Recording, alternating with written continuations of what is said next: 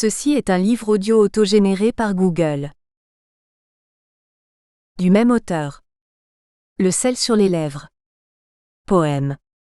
Éditeur P.J. Oswald. La tasse de thé. Récit. Éditeur L'Harmattan. Apparaître. Poème du Réséda et de l'Acacia. À Michel, Daniel et à ceux des SP. Le silence des 3 millions de soldats qui sont allés en Algérie. Ce sont le désarroi et le refus d'une littérature dans laquelle ils ne se sont pas reconnus. Ce que j'ai raconté, c'est ce que j'aurais aimé lire, parce que je l'ai vécu. La route de l'Ouest. Ce fut un émerveillement. Après ces quelques journées de grisaille qui nous avaient conduits de Paris jusqu'ici, là, sous le soleil froid de cette fin de novembre, durant plus de 100 kilomètres, il y avait des orangers, encore des orangers. Je n'en avais jamais vu auparavant. C'était la route d'Alger à Cherchell. Sur la droite, les lopins de culture vivrière protégés du vent de la mer par des haies de roseaux séchés. Sur la gauche de la route côtière de l'ouest d'Alger, des orangers à n'en plus finir. On oubliait tant ce paysage était beau, que notre convoi avançait, protégé par des engins militaires. La luminosité donnait une couleur vive aux oranges qui ressortaient sur le fond vert sombre et brillant de leurs feuilles. C'est ce paysage, cette terre que certains ne voulaient pas quitter, ce sont les profits, ces orangers que certains ne voulaient pas abandonner et nous, on nous envoyait là-bas au bout de cette route. Pour combien de temps ? On ne savait pas, et pour certains sans retour. Quelques jours avant, en 1956, un 11 novembre, date de l'armistice de la fin d'une guerre qui serait aussi le jour du début de la mienne, j'étais incorporé à Vincennes pour prendre un train de nuit qui nous conduira à Marseille à la caserne Sainte-Marthe où grouillaient quelques milliers de militaires. Tous attendaient d'embarquer pour Alger. Alger la Blanche, vue du pont de notre navire, le Ville d'Alger, avait plutôt une couleur kaki car nous étions 500 000 à avoir traversé la Grande Bleue pour venir jusqu'ici. Ce fut le début du cauchemar. La guerre d'Algérie, il y avait ceux qui étaient pour et ceux qui étaient contre. Parmi les pour, il y en avait qui se prenaient pour de nouveaux bâtisseurs d'empire qui allaient connaître aventure et gloire dans le sable chaud mais ombragé des chemins menant au bar de la plage. Il n'était pas évident sur les 60 militaires de notre groupe, de savoir ce que chacun pensait. L'adjudant allait nous y aider. Au bout de la route, en descendant du camion, il nous a fait aligner et s'est adressé à nous. « Soldats, vos fringues civiles sont dégueulasses. Tous ceux qui feront un pas en avant auront un uniforme et un fusil immédiatement pour aller monter la garde. Quant aux autres, ils resteront en civil pendant au moins 3 jours. Actuellement, nous sommes en alerte 00, et on n'a pas le temps de s'occuper d'eux. » Ils furent 5 ou 6 à faire un pas en avant. Pas très fiers les gars, car ils durent monter la garde pendant plusieurs jours sans cartouches dans leurs fusils, ce qui était normal puisqu'ils ne savaient pas tirer. Quant à moi, ce fut le début de mon initiation à la pratique des différents jeux de cartes en usage dans l'armée française. Mais ces détails ont peu d'importance, même s'ils étaient le quotidien de notre vie. Ce qui importait, ce qui déterminera l'attitude des uns et des autres, c'était déjà l'idée qu'ils se faisaient, et de la vie en général et de cette guerre en particulier. Pour les uns, c'était la recherche de la bulle, c'est-à-dire comme l'homo economicus, obtenir le maximum de satisfaction pour le minimum d'effort. Pour d'autres qui réfléchissaient plus, c'était la situation la plus difficile avec ces questions lancinantes. Pourquoi suis-je ici et pourquoi faire ? Au fil des mois, ils furent de plus en plus nombreux à se poser ces questions. C'était le temps où Guy Mollet, socialiste SFIO, avait dit « Je vais faire la paix ». Le Parti communiste en doutait. Guy Mollet fut élu et il envoya Lacoste, autre SFIO, en Algérie pour intensifier la guerre. Ces écrits qui vivaient en moi, un jour ont jailli. J'avais senti le besoin de raconter autrement cette guerre qui ne s'appelait pas comme cela. Cette histoire n'est pas pleine de mort et de sang. Elle est pleine d'amertume certainement, mais aussi pleine d'espoir, comme cet espoir que nous avions les soirs d'été en regardant la mer et derrière elle, cet horizon où était notre pays, le pays où nous avions tous quelqu'un qui nous attendait. Cette chronique témoigne. Note du 10-12-56. SP 88469. Note du 10 décembre 1956. La pluie s'est abattue sur Cherchell mais les orages ne sont pas trop violents, du moins pour l'instant. J'ai du mal à admettre qu'il faut que je reste encore ici. J'étais à Paris il y a encore si peu de temps, et pourtant cela me semble bien lointain. En cet instant je pense à ma première soirée militaire à Vincennes, un 11 novembre. Curieux, d'habitude on fête la paix le 11 novembre. Jamais je n'avais eu autant le cafard. Une salle immense avec plein de types, 200,500 ou peut-être plus ou peut-être moins. Quelques-uns étaient ivres, quelques autres pleuraient, tous avaient le cafard. Après les émeutes des rappelés, on nous avait transportés sur un quai sombre de Bercy devant le train noir. Les casques des CRS qui nous gardaient brillaient, leurs armes aussi. Stupidité d'un monde fou. Nous étions parqués, nous les inoffensifs, les libérateurs, les guerriers pacifistes.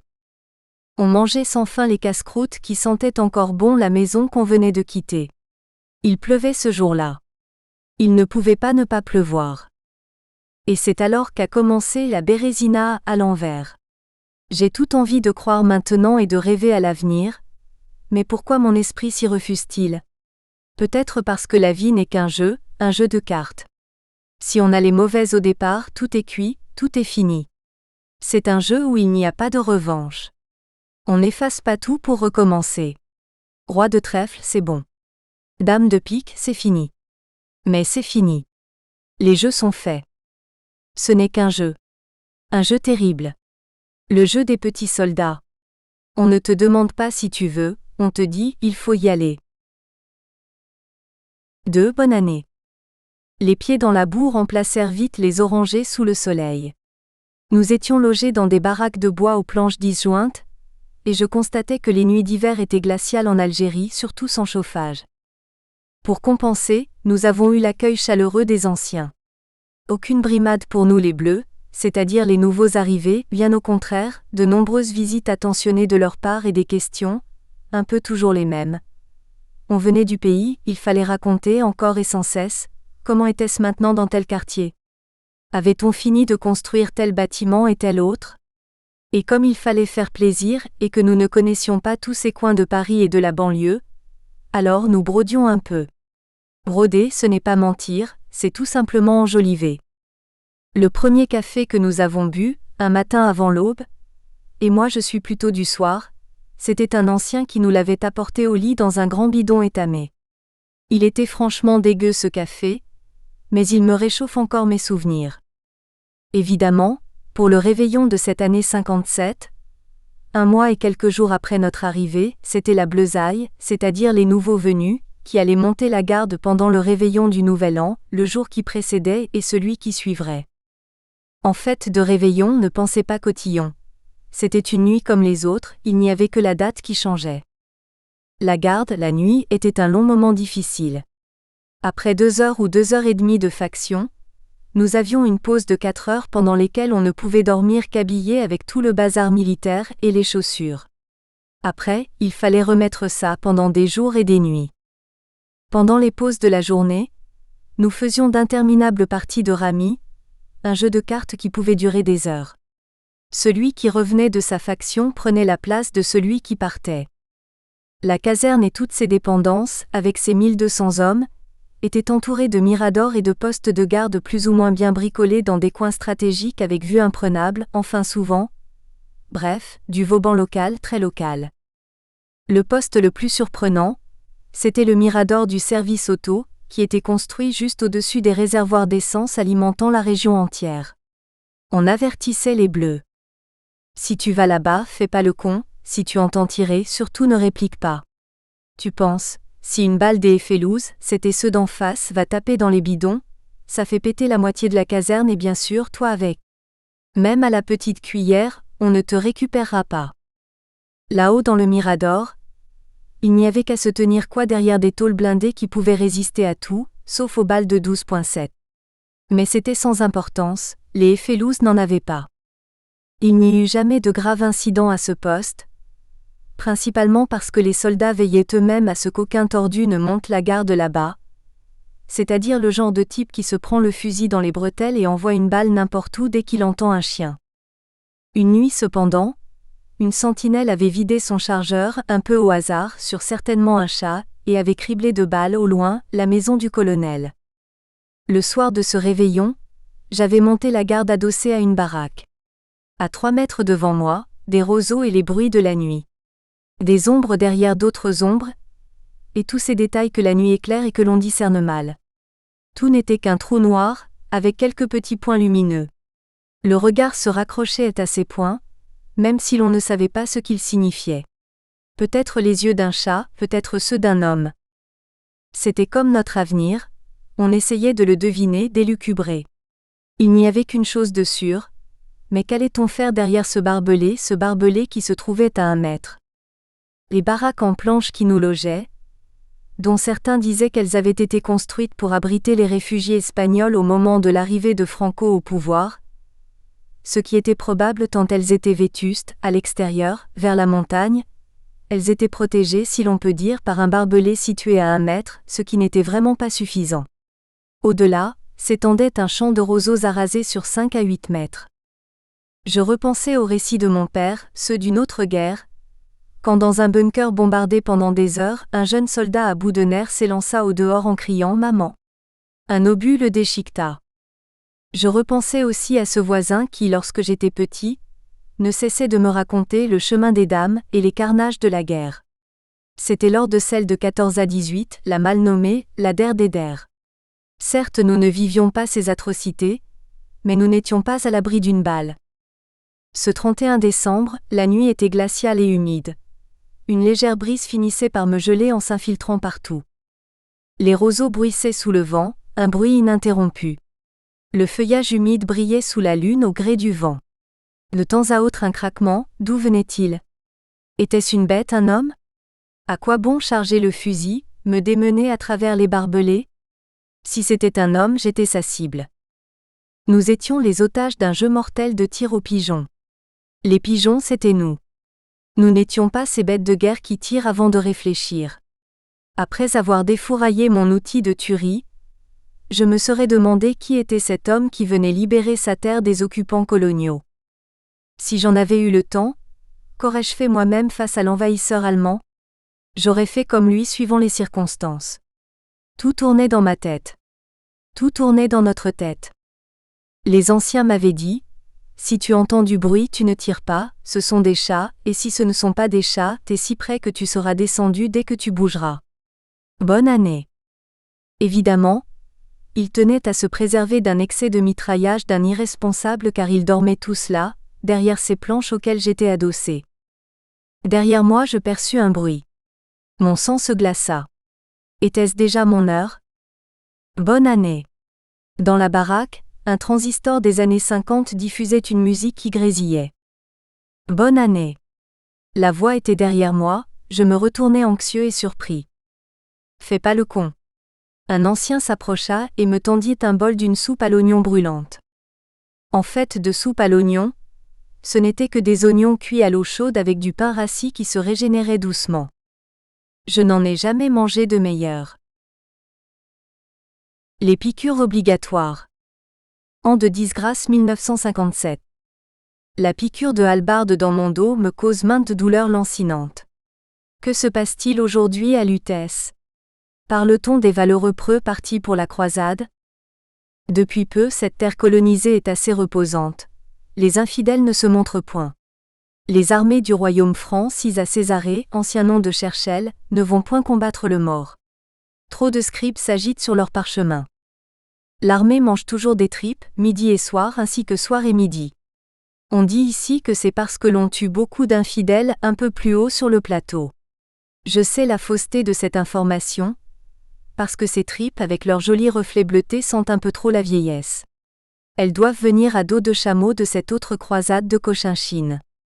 Les croisés en ont plein leur aume de la croisade.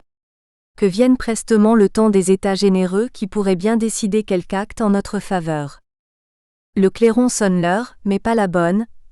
Il me faut aller m'aligner avec l'escouade et numérer mon matricule que mon dignitaire oublie toujours. 3. Le fric.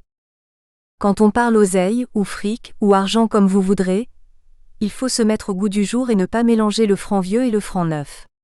En effet, si l'on vous dit que notre solde était de 21 francs par jour, vous allez nous envier, alors qu'en francs nouveaux cela fait 0,21 F soit 21 centimes, ce qui fait plus modeste. C'est pour la compréhension que tous les prix seront mentionnés en francs nouveaux. En ville, au comptoir, au bar, le steak frites et un verre de rouge étaient facturés 15 francs. C'était 15 francs aussi pour monter la garde de nuit à la place d'un autre. Celui qui avait de l'argent pouvait payer pour qu'un autre monte la garde à sa place. Les cours variaient bien sûr avec la saison, et avec l'offre et la demande. Certains militaires un peu plus fortunés n'ont que peu monté la garde, ils payaient pour que d'autres le fassent à leur place. Pour moi qui n'aimais vraiment pas ça, la garde, c'était une solution pour améliorer l'ordinaire vraiment très ordinaire, au comptoir de l'un des bars pieds noirs de la ville. Je découvris vite une autre méthode pour avoir de bons repas. Elle consistait à faire la plonge le dimanche, notre jour de repos, aux messes des officiers où la table était plutôt bonne. Je l'ai d'ailleurs trouvée excellente, et je reviendrai un peu plus loin sur ce sujet culinaire. Après 1 an de présence, nous bénéficiâmes d'une prime de sécurité de francs par jour qui fut portée à 1,50 francs quelques mois plus tard. Les gradés avaient des soldes beaucoup plus importantes, mais je n'ai retenu que la mienne de simple soldat.